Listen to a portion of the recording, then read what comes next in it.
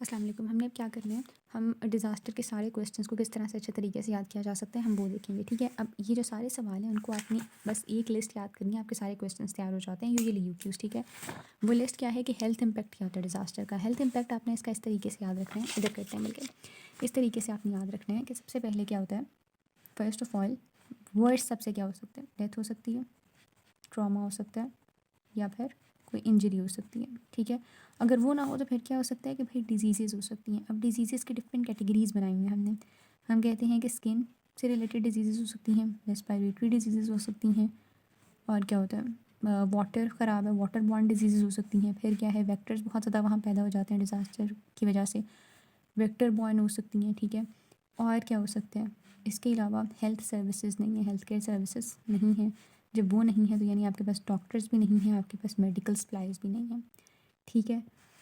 ये तो होगी डिजीज़ेस जो कि हम फिज़िकल हेल्थ की बात कर रहे हैं। उसके बाद अगर हम मेंटल हेल्थ की बात करें तो वो भी ख़राब है, वहाँ पर साइकोलॉजिकल इलनेसेस हैं फर्स्टली, सेकेंडली क्योंकि वो डिस्प्लेस्ड हैं और वो होमलेस हैं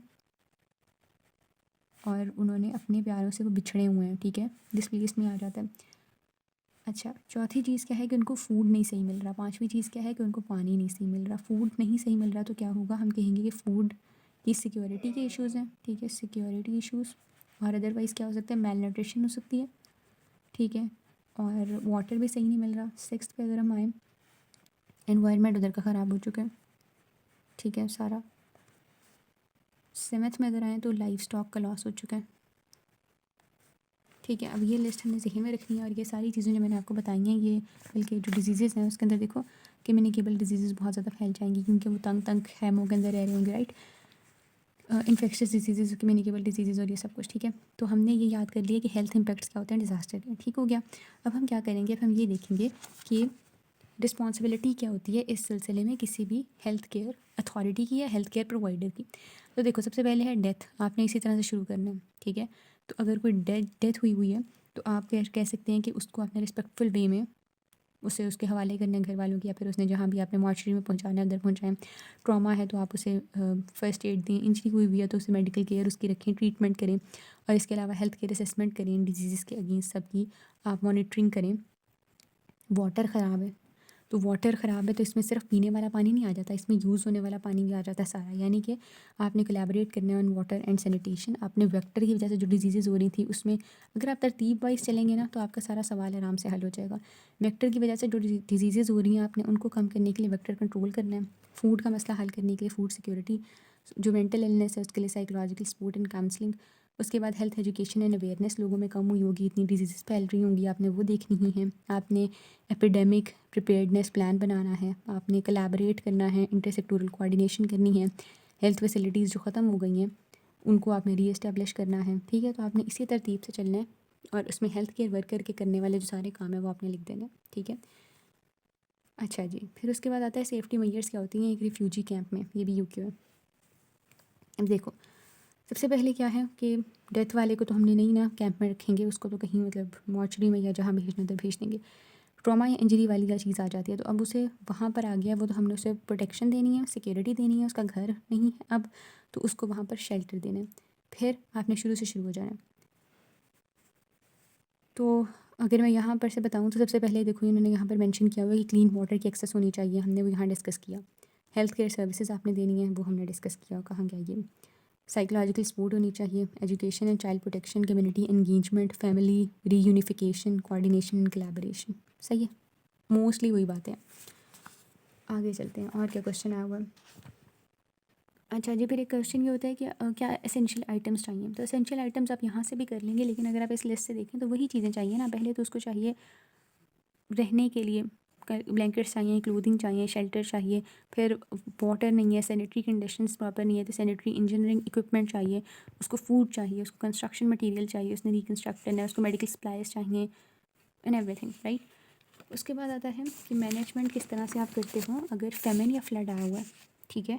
तो देखो, उसमें आपने इसी तरीके से चलना है कि आपने ये वाली सारी चीज़ों को मैनेज करना है, ठीक हो गया।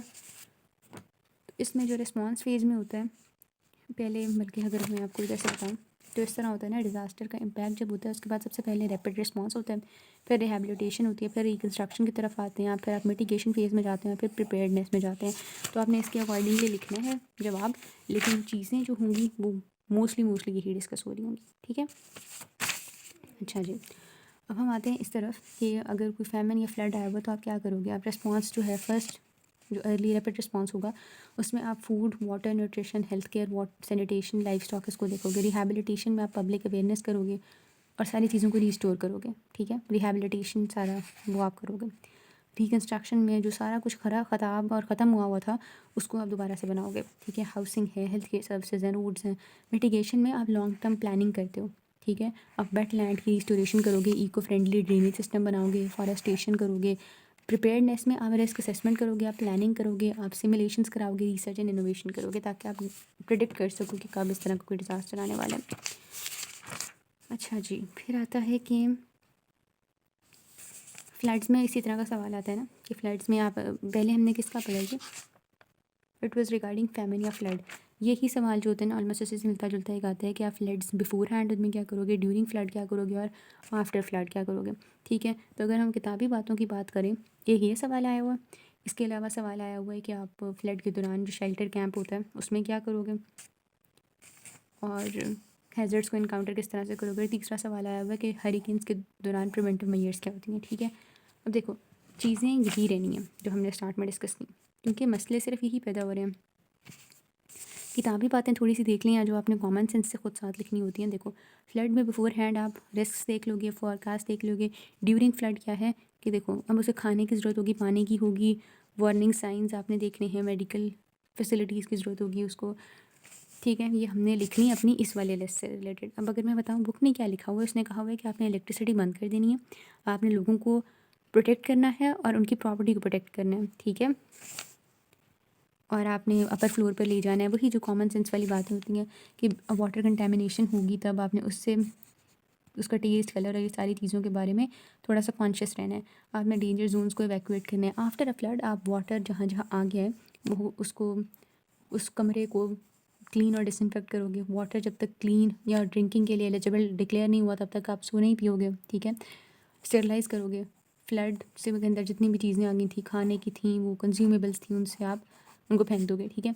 अब हमारी ये लिस्ट क्या कहती है कि आप क्या करोगे आफ्टर अ फ्लड। आप डिजीज़ कंट्रोल करोगे, आप साइकोलॉजिकल सपोर्ट दोगे, लाइफ स्टॉक मैनेजमेंट करोगे, रिहैबिलिटेशन एंड रिकन्स्ट्रक्शन की जा सकती है, ठीक है। अब यहाँ पर उन्होंने पूछा हुआ है कि आप किस तरह से क्या करते हो प्रिवेंटिव मेजर्स ड्यूरिंग हरिकेन्स। तो देखो प्रिवेंटिव मेजर्स क्या हो सकते हैं कि आपने शेल्टर इन एडवांस आपके पास पड़े होने चाहिए, यानी आपके पास कुछ जगह होनी चाहिए। इफ़ेक्ट्स ऑफ स्टॉर्म को मिनिमाइज़ किया जा सकता है। कुछ जो डेड ट्रीज उनको काट दो, उसकी ब्रांचेस को काट दो। एग्रीकल्चर लैंड आपके पास प्रॉपर होनी चाहिए। Sustainable international collaborations, measures against flooding, क्योंकि हरिकेन्स के साथ फ्लड्स आ जाते होते हैं। इमरजेंसी फैमिली किट होनी चाहिए। थोड़ा सा आपके पास मतलब फूड के रिगार्डिंग थोड़ी सेफ्टी होनी चाहिए। और बाकी फॉरेस्ट कंजर्वेशन की जा सकती है। क्लाइमेटिक चेंजेस के बारे में एजुकेशन और एडवोकेसी की जा सकती है। सारा वही है कि बिफोर हैंड आप क्या कर लोगे, जिस तरह इधर था तो इसमें भी गप्पे मारनी है ऑन होल्ड। उसके बाद क्या क्वेश्चन आया हुआ है, दैट्स इट।